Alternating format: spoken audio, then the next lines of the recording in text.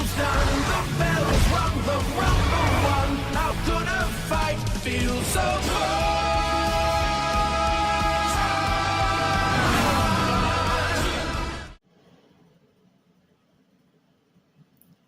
Oh, am I gonna make some people mad with this one?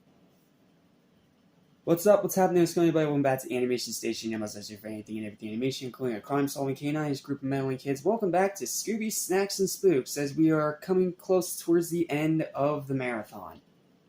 Because we only have... let me count here. 1, 2, 3... we only have 5 days left. 4 until Halloween, but 5 days left in total. And Halloween this year is going to be fucking bonkers, let me tell you. I'm gonna go balls to the wall with the uploads to celebrate this amazing, amazing holiday. But before we even dive into all that, first, we have some more reviews to do for Scooby-Doo specifically. And this is one that a lot of people have been asking me about lately, especially on my Facebook. So I only hope that this review, in my opinion, is able to satisfy your curiosity. Let's talk about Scooby-Doo WWE WrestleMania Mystery. I'm just going to let my written review do the talking because it's pretty analytical. So sit back, relax, and enjoy. I know that some of you were definitely waiting for this one, but before we start, let's address some of its biggest criticisms from other reviews online. Many people online have said that this is terrible just because it's a pointless crossover that makes no sense and has no reason to exist. But here's my argument. Scooby-Doo is absolutely no stranger to crossovers. Over its almost 55 years of history, this series has crossed over with many other properties and celebrities. DC Comics, more specifically Batman, Jeff Dunham, Dong Knotts, Supernatural, Kiss, which yes, we'll talk about later, Addams Family, Courage the Cowardly Dog, Johnny Bravo, Harvey Birdman, and that's just naming a few. They've done so many crossovers that it's absolutely impossible to track every single one. Heck, Scooby literally had a whole series of 1-hour-long specials known as the New Scooby-Doo Movies that was littered with crossovers every single episode. Also, if Scooby crossing over with a real-life sports company sounds odd, it does sound odd. It's not even the first time this series has done something like that, as in one of those episodes, they infamously crossed over with the real-life basketball trick shot kings, known as the Harlem Globetrotters. Yes, it's real, and it exists. I can't say it's good because I haven't seen it yet, but I know it exists. So anyone saying that this is bad just because it's a crossover doesn't know Scooby at all, and is missing the point of this entirely. Now, that doesn't mean that the crossovers are all automatically good, as some are pretty hit and miss, as you have some like Scooby Natural, for example, which I want to review, but I just don't have the time this month, and I'm sorry, but you have ones like Scooby Natural that are freaking excellent, do a great job blending both shows together, and then you have some like The Night of the Living Doo, I believe it was called, which was just a confusing, cluttered mess. So they're pretty hit or miss. And yes, they don't need to exist at all. But it's pretty much a part of Scooby's signature series DNA, so I don't think that they should be completely written off just because of that. It's all done in good fun, and obviously for extra money and free promotion. Now, I gotta admit that I'm not really a WWE fan, as it seems overblown and obnoxiously silly to me. Not to mention Vince McMahon is an absolute scumbag. Though, I will admit that I do like some of the people in it, like John Cena, and no, it's not just because of the memes, he's a genuinely pretty decent guy and a good actor, when he wants to be, and Hulk Hogan, who I'll talk more about in December when we talk about Gremlins 2. So I'm more speaking with the perspective of a huge Scooby-Doo fan, and as mainly a Scooby-Doo movie during this review. Not how faithful it is to WWE, or how WWE works in the Scooby universe. I'm not going into all that.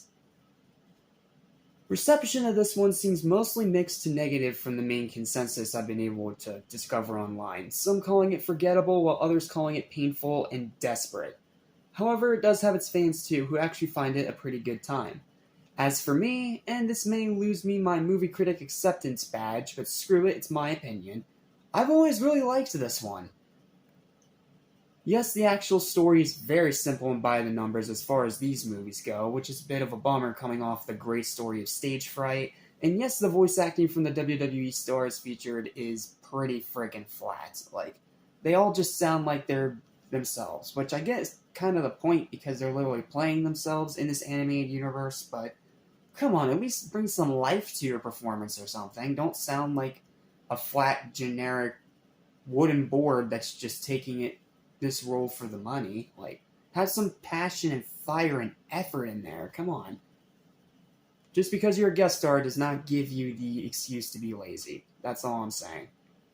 But everything else more than makes up for it. The setting of WWE City is silly and over the top in a way that's impossible to dislike and fits the usual zaniness of Scooby-Doo to surprisingly good degrees. The mystery is okay, if simple and easy to figure out. The chemistry between the WWE stars and the Mystery Inc. gang is surprisingly pretty good, especially John Cena, who actually has really good chemistry with all the gang. Not just Daphne. All the gang have really good chemistry with Cena. And he actually sounds pretty enthusiastic. He's by far the best of the actual voice-acted WWE stars. He does a really good job. Where was I? The jokes are pretty good. The Ghost Bear design, while nothing all that unique, is still pretty cool. The fight with Kane is hilarious.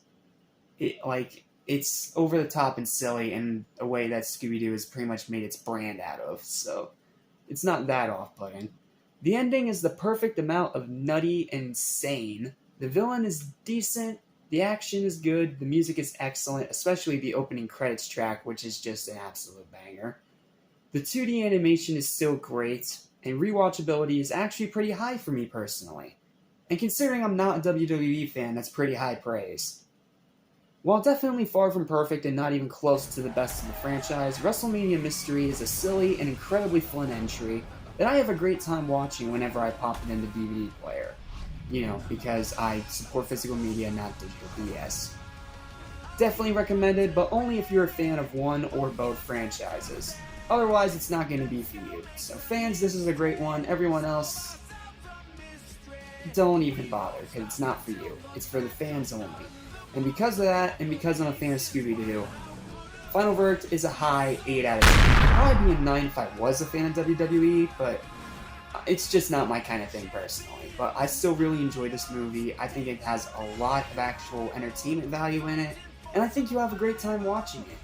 That is, again, if you're a fan of Scooby-Doo and or the WWE. If you're a fan of neither, it's not for you. So, yeah, that's it. I hope this review satisfied your curiosity, and I hope my opinion doesn't anger you too much.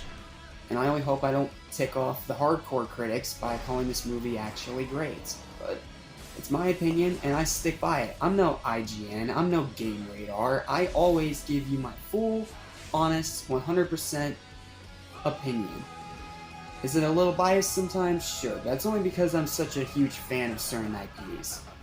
And this is one of those times where I may be a little bit biased, but I can still say, even if I wasn't, if I was a more casual fan of Scooby, I'd probably still call this movie good, because even without the Scooby or WWE attachment, it's still funny, it's still lighthearted, it's still charming, and at the end of the day, it's harmless. It was made to promote WrestleMania 30, and it literally came out a day before WrestleMania 30 took place, so yeah, it's a marketing vehicle. Scooby's always been a marketing vehicle. That's one of the reasons why he's been around for over 50 years. So, yeah, I got literally nothing else to say. It's a great movie. If you're a fan of both, check it out. If you're a fan of one or the other, still check it out. If you're a fan of neither, probably skip it, because it's not for you. Well, that's it. Thank you guys so much for watching, and we're winding it down now, guys, because we're at the home stretch. There's only 4 days until Halloween and only 5 days left in total of this marathon. So, let's see what we have next. Let's see. What do we got, handy dandy notebook? Ah, okay. I don't remember liking this one very much when I first watched it, but who knows? Maybe on this rewatch, a lot like Loch Ness Monster, I'll come around on it a bit. Who knows? Anywho, thank you guys for watching. I hope you guys enjoy this review. Check this movie out for yourself, and I'll see you next time for Franken-Creepy. Really hoping it's not as bad as I remember it. Peace, guys. Have a scoop-tacular day. Me and my cat puns.